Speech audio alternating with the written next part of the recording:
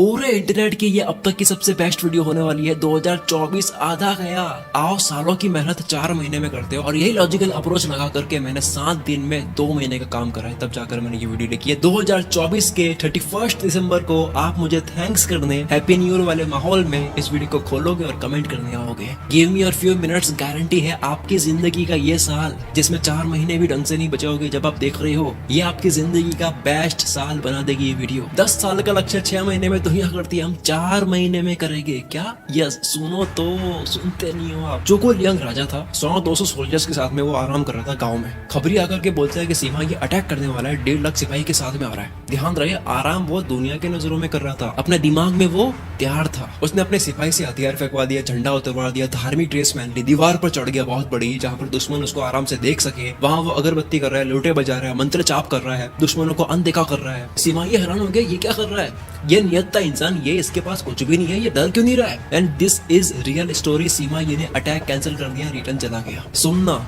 चुगोल यांग को sleeping dragon बोलते थे, जो आपको बनना है, जो मैं आपको बनाना चाहता हूँ। सीमा ये पहले भी इसके साथ में वॉर कर चुका है, पता है कि ये बंदा आखिर में आकर के कोई ट्रिक खेल देता है। ये पहला लगता है कि बेवकूफ है, लेकिन अंत में आकर के ये हैरान कर देता है। और आपको भी साल के अंत में इसी तरह से हैरान करना है, जॉन विक की तरह। जॉन विक वाला एटीट्यूड के हथियार नहीं है तो पेंसिल से मार दूंगा। अगर आपका दिमाग, आपका प्रेजेंस ऑफ माइंड ही हथियार है तो आपको बहुत ज्यादा वक्त की जरूरत नहीं है। अगर 4 महीने बचे हैं तो उसमें भी आप फोड़ सकते हो। इट्स नॉट अबाउट कितना टाइम आपके पास में बचा है, इट्स अबाउट कि अब राइट स्ट्रेटेजीज के साथ में आप क्या कर सकते हो। चुकोल यांग के पास में वक्त नहीं था, लेकिन राइट स्ट्रेटेजी और प्रेजेंस ऑफ माइंड था। 4 महीने चुकोल यांग की तरह स्लीपिंग ड्रैगन बन जाओ, 4 महीने चुप हो जाओ, साल के अंत में आपका रिजल्ट बोलेगा। गोल्स, आइडियाज, प्लानिंग शेयर करके, बात करके आप फेक डोपामिन लेते हो, जो सेम तब रिलीज होता है जब आप अचीव करते हो। तो क्योंकि आप पहले ही मजा ले चुके हो तो इसलिए आपको काम करने में मजा नहीं आता है। अब आपको 4 महीने गायब करके, स्लीपिंग ड्रैगन बना करके, आपसे निचोड़ निचोड़ के मेहनत करवाने से पहले ये 8 बकवास आपके दिमाग से निकालनी है, वरना 24 भी बर्बाद हो जाएगा।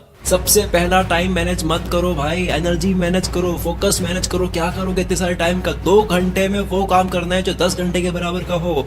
नंबर 2, डिसिप्लिन में मत उलझो इतना। एक काम करने में डिसिप्लिन नहीं चाहिए, 10 तरह के काम करने में डिसिप्लिन चाहिए। हमें 10 नहीं करना है, एक अच्छा करना है। तीसरा, मल्टीटास्किंग छोड़ दो। 2 नाव में पैर रखोगे तो आपका ध्यान आगे जाने में नहीं, नीचे ना गिर जाओ, इस पे होगा। 2 नाव पर पैर एक की बाद एक रख सकते हो, एक साथ में नहीं। चौथा, फोमो छोड़ दो। 4 महीने गायब होने से मत डरो, दुनिया वही, कुछ नहीं छूट रहा। लेकिन अगर गायब नहीं हुए तो साल के अंत में बहुत कुछ छूट जाएगा। मैं खुद गायब हुआ, मेरा व्हाट्सएप भरा पड़ा है। दुनिया का सबसे बड़ा हिस्सा बनना है तो आपको पहले दुनिया से गायब होना पड़ेगा। 5वां, क्वालिटी घंटे गलत जगह मत जाने दो। आपकी सक्सेस डिपेंड करती है कि आपकी क्वालिटी घंटे कहाँ दे रहे हो। आप कितने ही बड़े खिलाड़ी हो, लेकिन आप 3-4 घंटे ही क्वालिटी फोकस के साथ में, हाइपर फोकस के साथ में कोई काम कर सकते हो। बात का काम ऊपर ऊपर से होता है तो आपकी बैटरी लिमिटेड है, पैसों की तरह खर्च करो। छट्टा ना देना सीखो, अपने मुंह से बार बार सबको हाँ बोलकर अपने पीठ पीछे बहुत सारे लोग मत लगाओ जो आपका वक्त चाहते हैं। पहले ही मना, जस्ट बी लाइक नो। 7वां, 3 काम से शादी मत करो। अगर आपको 3 काम जरूरी लग रहा है तो आपको एक भी जरूरी नहीं लग रहा है। आपको एक काम इतना जरूरी लगना चाहिए कि आपको पता भी ना चले कि 2 थे क्या। 8वां और सबसे आखिरी, छोटा मत सोचो, मकसद इतना बड़ा रखो कि उसको पाना आपको बहुत एक्साइट करे। 10 साल का लक्ष्य 6 महीने में कैसे पूरा करते हैं, वो 4 महीने में लगा दो। हमारे दिमाग को एक आदत है उसी के पीछे पागल होने की, जहाँ कुछ बहुत बड़ा होने वाला हो। गोल इतना बड़ा रखो कि सिर्फ एक सवाल आपके दिमाग में हर वक्त घूमता रहे, वो है कि अगर ये हो गया तो इसका एहसास क्या होगा। सोचो, इस वीडियो के बाद में दिसंबर 31 तक आप 10 गुना अपनी जिंदगी में आगे बढ़ गए तो उसका एहसास क्या होगा। अपने दिमाग को ना मोमेंट्स बेचो, इसको इमोशंस बेचो, इसको बोलो कि सोचने में इतना मजा आ रहा है, हो गया तो क्या होगा। जिस दिन अफर्मेशन का, सुनना भाई, आप सुनते नहीं, जिस दिन अफर्मेशन का तार अपने दिमाग को जो बोलते हो कि ये बनना है, ये पाना है, मैं बन जाऊंगा, मैं बन जाऊंगा, मैं बन गया, मैं बन गया, सही से सबकॉन्शियस माइंड में ये अफर्मेशन कनेक्ट हो गया, ये तार कनेक्ट हो गया, बस फिर खत्म। ये दिमाग आपसे रगड़ रगड़ के मेहनत करवाएगा। ये थी 8 चीजें जो आपको ध्यान में रखनी है, जो आपको नहीं करनी है। पर ये तो केवल इंट्रोडक्शन था। क्या? हाँ, यस, ये केवल इंट्रोडक्शन था। अब करना क्या है वो सुनो। स्लीपिंग ड्रैगन बनने की बात हमारी अधूरी रह गई थी। स्लीपिंग ड्रैगन क्यों बनना है? अपने इंटेंशन क्यों छुपाने भाई? हम क्या सोचते हैं वो क्यों छुपाना है? क्योंकि सबको इंटेंशन पता चलने के बाद में आपके एक्शंस दुनिया को ध्यान में रखकर होते हैं, आपके गोल को ध्यान में रखकर नहीं होते। यकीन नहीं होता, ये साल भी लगा कर देख लो, यकीन हो जाएगा। काम के पूरा होने तक अपने प्लान को, अपने आइडिया को बचाओ। एक बार राजा ने अपने वजीर को जंगली कुत्तों के बीच छोड़ने की सजा सुना दी। 10 साल का ध्यान रखा लेकिन सजा सुना दी लोगों की बातों में आकर के। वजीर ने कुछ नहीं बोला, वो कहता है कि मुझे 10 दिन दे दो, फिर दे देना मेरे को सजा। 10 दिन तक वजीर ने जंगली कुत्तों की बहुत सेवा करी, अपना बना लिया कुत्तों को। सजा वाले दिन ने कुत्तों ने काटा नहीं, प्यार करा। वजीर बोला महाराज 10 साल आपका ध्यान रखा, झूठे इल्जाम में आकर के मुझे फंसा दिया आपने। इन कुत्तों का मैंने सिर्फ 10 दिन ध्यान रखा, ये मुझे काट नहीं रहे, प्यार कर रहे हैं। राजा शॉक्ड, वजीर रॉक्ड। अब सोचो वजीर ने बोलकर मनाया होता कि मैं 10 दिन इसलिए मांग रहा हूँ ताकि मैं इन कुत्तों को अपना बना सकूं। आपको 4 महीने अब अपनी जिंदगी को बदलने के लिए क्यों चाहिए? ये आपके और ऊपर वाले के अलावा तीसरा किसी को पता नहीं होना चाहिए। पता है बोलने का फायदा क्या है? फायदा ये है कि लोगों को आपके इंटेंशन पता लग जाते हैं, फायदा है। लेकिन नुकसान ये है कि लोगों को आपके इंटेंशन पता लग जाते हैं। बिस्मार्क ने ये करा, पर्शिया की कब्जे वाली जमीन को पाने के लिए, अपनी कंट्री की जमीन को फिर से पाने के लिए ऑस्ट्रिया को बोला मैं आपके साथ खेल रहा हूँ, मैं आपके साथ हूँ, मैं आपकी टीम में हूँ। इंटेंशन छुपा के रखे, फायदा दिखा दिया। लेकिन जब जंग जीत ली गई उसके बाद में कहता है मैं तो अपनी कंट्री के लिए लड़ रहा था, मैं तो अपनी कंट्री की जमीन लेने आया था, लेके जा रहा हूँ बाय। 4 महीने मतलब ही बन जाओ, साल के अंत में सबके हो जाना भाई। 4 महीने बाद में हो जाना अपना। तो फर्स्ट टेक अवे क्या लेकर जाना इस वीडियो से? पहली बात, 31 दिसंबर तक अपने गोल पर चुपचाप काम करूंगा, गायब हो जाऊंगा, स्लीपिंग ड्रैगन बन जाऊंगा। नंबर 2, बिना स्पेसिफिक नॉलेज गायब होने का मतलब है बस आप सो रहे हो, कोई मतलब नहीं है। जो पाना है उसकी एक प्राइस पे करनी होती है इस दुनिया में। दुनिया के लिए फायदेमंद बनना होता है, वरना आप रिप्लेस हो जाओगे। नॉवल रविकांत कहते हैं कि स्पेसिफिक नॉलेज मतलब जो किसी को सिखाया ना जा सके। अगर किसी और को वो सिखाया जा सकता है तो दुनिया किसी और को सिखाकर आपको रिप्लेस कर देगी। आपकी धाक होनी चाहिए, आपकी धाक होनी चाहिए। एक गुंडे ने इटली के एक शहर को हमले से बचाया। एक गुंडे ने बहुत भला करा। वहां के लोगों ने सोचा यार कि कुछ देते हैं इस गुंडे को, इतने बड़े हमले से बचाया, एहसान का बदला चुकाया जाए। सब सोचने लगे क्या दे इसको, जमीन दौलत तो बहुत छोटी मोटी चीज है, क्या दे इसको। एक ने बोला राजा बना लेते हैं, लेकिन इनको तो राजा बनाना भी छोटा लग रहा था। कहते एक काम करते हैं, इसको अमर बना लेते हैं, इसको यही मार लेते हैं और यही मंदिर बना लेते हैं, जिंदगी भर लोग इसकी पूजा करेंगे। And this is real story. उसको सच में मारा गया एंड वहीं पर छोटी सी जगह बना दी। आपको क्या लगता है क्यों मारा उसे? सच में अमर तो नहीं करना था। उसको मारा क्योंकि उस गुंडे की जरूरत नहीं थी। ऐसे गुंडे कहीं आते हैं। दुनिया जीतनी है, दुनिया में बने रहना है तो इस दुनिया को टोनी स्टार्क की तरह थेनोस से बचाना होगा। और वो थेनोस गरीबी हो सकती है, दुख हो सकता है, लोगों की बहुत बड़ी प्रॉब्लम सॉल्व करनी हो सकती है, जिसके लिए आपके पास क्या होना चाहिए? अरे जो पॉइंट चल रहा है, स्पेसिफिक नॉलेज। जब आप रिप्लेसेबल हो जाते हो लोग कर देते हैं। सच्चाई है, नहीं मानना कोई बात नहीं। तो सेकंड बात क्या लेकर जानी है? 10,000 किक्स मास्टर नहीं करनी भाई। एक किक को 10,000 बार मास्टर करूंगा। अब सुनो तीसरी बात, सारी एनर्जी, पूरी ताकत एक बिंदु पर लगा दो जब तक वो चल ना जाए।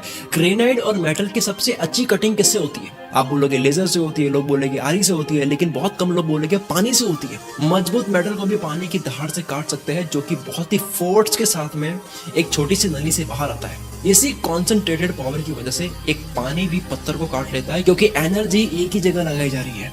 इतने बड़े महान साइंटिस्ट निकोला टेस्ला, उनकी बर्बादी का कारण क्या था?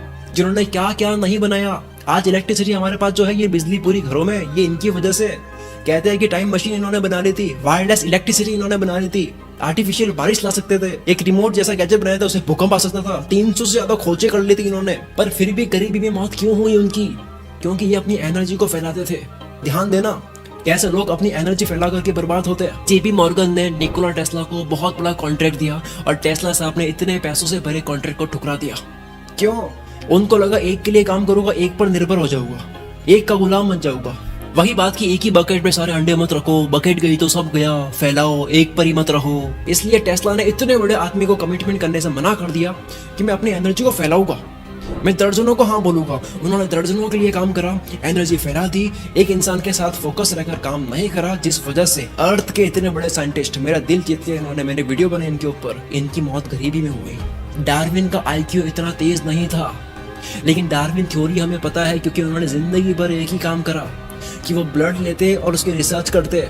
लेकिन उस वक्त के जो गैल्टन थे, उनका आईक्यू बहुत तेज था, बहुत होशियार थे, लेकिन वो बार बार फील्ड बदलते, इसलिए इनकी कोई भी चीज फेमस नहीं हुई। घोड़े बनो, बतख नहीं। बतख उड़ सकती है, तैर सकती है, चल सकती है, लेकिन कोई भी एक काम बेस्ट तरीके से नहीं कर सकती। और आज इंसानों के लिए सबसे ज्यादा काम में कौन आता है? घोड़ा या बतख। तीसरी बात क्या लेकर जानी है? इस वीडियो के बाद से 31 दिसंबर तक जो सोचा उसी पे टिके रहना है। कैलेंडर दिमाग में छाप दो, दीवार पर लगा दो, रोज टिक मार्क करो कि लक्ष्य पर आज काम हुआ या नहीं करा तो लगा दो एक खुद के। चौथी सबसे आखिरी में सबसे इंपॉर्टेंट बात, इंफॉर्मेशन ओवरलोड से बचो, हर चीज से इन्फ्लुएंस होने से बचो, हर इंसान से इन्फ्लुएंस होने से बचो। इस चीज की वजह से जीनियस, इंटेलिजेंट, नॉलेज वाला इंसान भी पैरालाइज हो जाता है, कुछ नहीं कर पाता, सोच नहीं पाता, कंफ्यूज। सब पता है लेकिन कर नहीं पाता। क्यों? क्योंकि इन्फ्लुएंस हो रहा है हर चीज से, रोज कुछ नया। क्वीन एलिजाबेथ वन जब इंग्लैंड की क्वीन थी तब वो अनमैरिड थी, ब्यूटीफुल थी। पार्लियामेंट में मुद्दा डिस्कस हुआ कि हमारी क्वीन का हस्बैंड कौन होगा, जो कि काफी वक्त तक चला, बहस चली। लोग टेंशन करने लगे, बूढ़ी हो जाए उससे पहले इनकी शादी करवा लेते हैं, जैसे सबके रिलेटिव्स होते हैं। दो प्रिंसेस के बीच में तो कंपटीशन चल गया किसी देश के कि इस क्वीन का दिल जीतते हैं, पर क्वीन ने दोनों को equal attention the. Parliament of England ने प्रपोजल भेजा कि शादी कर लो, तो इन्होंने ना तो रिजेक्ट करा और ना ही एक्सेप्ट करा। धीरे धीरे सस्पेंस क्रिएट होता गया, डिमांड बढ़ती गई। फेमस पेंटर क्वीन को देवी की तरह दिखाकर पेंटिंग बनाने लगे। एक कवि ने तो क्वीन के लिए वर्जिन क्वीन की तारीफ में पोएम्स लिखना शुरू कर दी और वो फेमस होने लग गई। इंग्लैंड के लोग अपनी रानी को दुनिया की महारानी समझने लग गए। किसी डॉक्टर की प्राइवेट नोटबुक सामने आई, पता लगा कि वो उनके साथ में सेक्स करना चाह रहा था। आज की भाषा में बात करूं तो एक बहुत ही खतरनाक ब्रांड वैल्यू बन गई थी। बाकी देश के प्रिंसेस ये सोच रहे थे कि क्वीन को इंप्रेस कर लिया जाए, शादी के साथ में इस देश के साथ में परमानेंट अलायंस जुड़ जाएगी। क्वीन ने इसी ब्रांड वैल्यू का फायदा उठाया, अब लेवरेज लिया अपनी इमेज का। बड़े बड़े देशों के प्रिंसेस सब ने कोशिश की क्वीन को इंप्रेस करने की, पर क्वीन ना तो पूरी तरह से इंप्रेस होती थी और ना ही नाराज होती थी, सबको बस भरोसे रखती थी। जब भी ऐसा माहौल बनता कि इंग्लैंड को किसी और कंट्री से दोस्ती करने की जरूरत होती,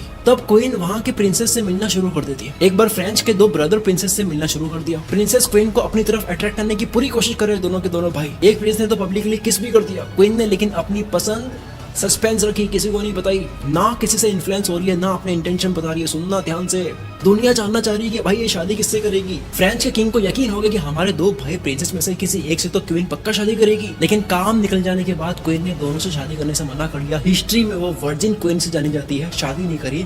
भले खुद के देश के लोगों ने, पार्लियामेंट के लोगों ने बोल दिया, सबने इन्फ्लुएंस करने की कोशिश करी, सिर्फ अपने देश के लिए, अपने मकसद, अपने गोल के लिए कंट्री के प्रिंसेस से नेटवर्किंग करी, शादी नहीं करी। सवाल ये बनता है कि क्वीन एलिजाबेथ वन ने ऐसा करा क्यों?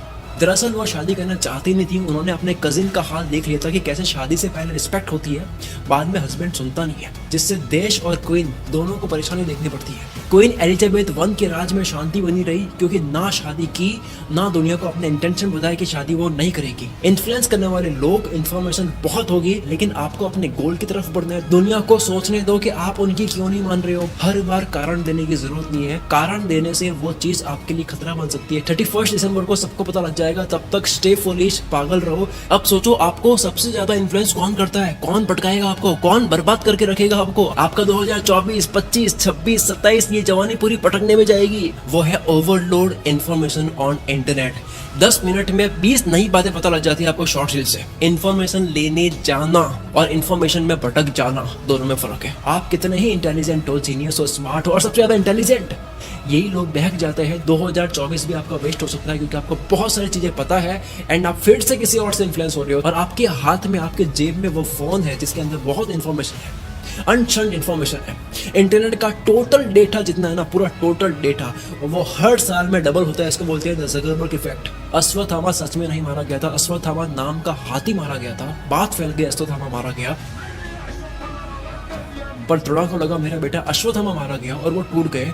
और जिन्होंने ये बात फैलाई, युधिष्ठिर, वो कभी झूठ नहीं बोलते हैं। ये कहानी बताती है कि इंटेलिजेंट इंसान भी रॉन्ग इन्फॉर्मेशन से इन्फ्लुएंस हो जाता है। फोन की एडिक्शन, स्क्रॉल करने की आदत आपको हर बार नया चस्का दे रही है। नया काम, ये करो, वो करो, नई स्किल इसमें नहीं है, उसमें है, जिससे आपके दिमाग में शाइनी ऑब्जेक्ट सिंड्रोम पैदा हो रहा है। हमेशा दूसरों की थाली में घी ज्यादा दिखेगा और कभी काम नहीं कर पाओगे। इस वीडियो से अगर एक चीज लेकर जानी है, मेरी पूरी जिंदगी, ज्यादा नहीं कह रहा है, 4 महीने एक बार किसी एक काम के गुलाम हो जाओ, दुनिया में राजा हो जाओगे।